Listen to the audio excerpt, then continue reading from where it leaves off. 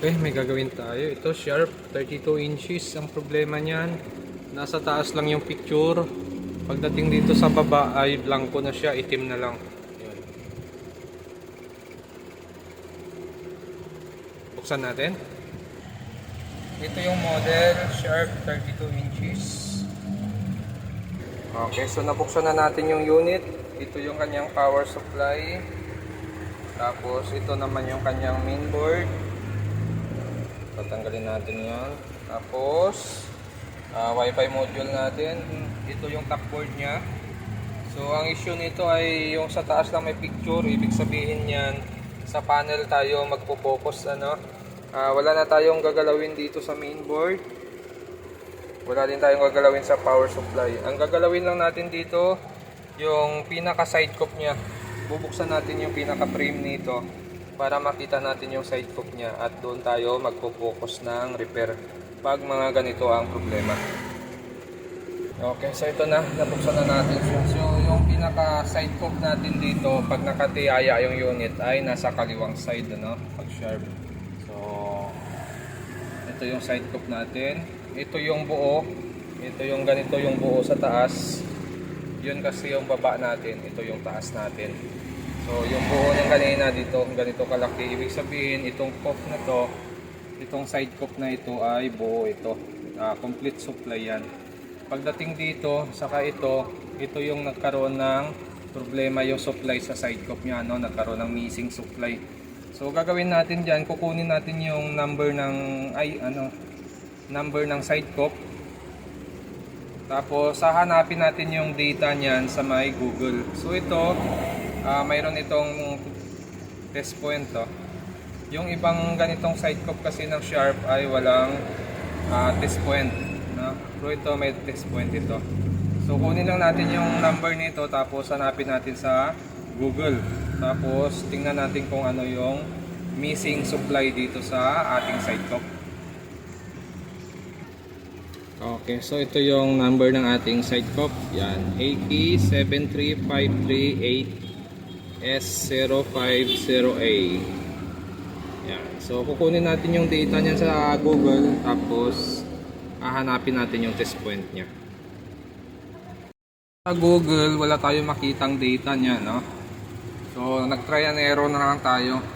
Kasi may buo naman siyang isang side cup kaya dito na lang tayo naghanap ng supply. Chinik natin lahat ng test point dito. Tapos kinuha natin yung supply. Pagdating dito sa kabila, ang nakuha nating problema ay yung kanyang BGH. Ayan. So yung BGH niyan dito sa pinaka dulo. Ayan. Okay. So ito BGL yan, tapos 3.3. Tapos yung pinaka BGH natin ito. Pinaka gitna, pinaka dulo, ano? Yan. Ito yung BGH natin. Yung BGL natin ito. Okay. So nag-jumper na tayo ng wire diyan. Papunta rito sa good. Yan. Ito yung good natin na side cup.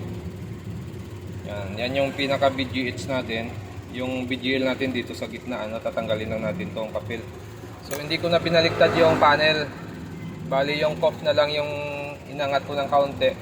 Wag lang masyadong bali na bali, Okay, so dito ang good.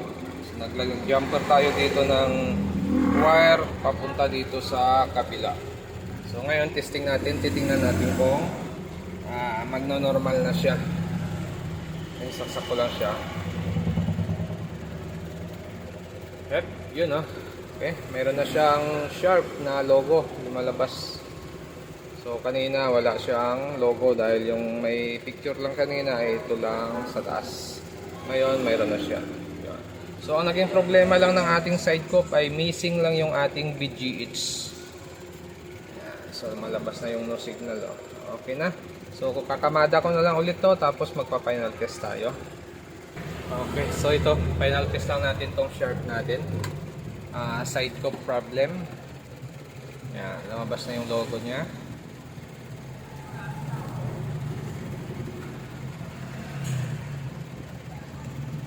So pag mga ganito problema, may buo siyang side, mas madali siya i-trace ano, kaysa wala talagang buong supply yung side cope natin, lahat sira, medyo mahirap hanapin yon. Pero dahil ito may isang side na buo, kaya mas madali.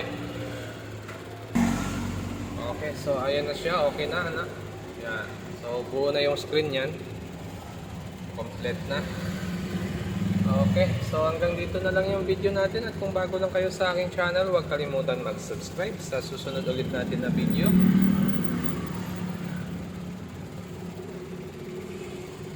Missing lang yung BGH sa kanyang side cope.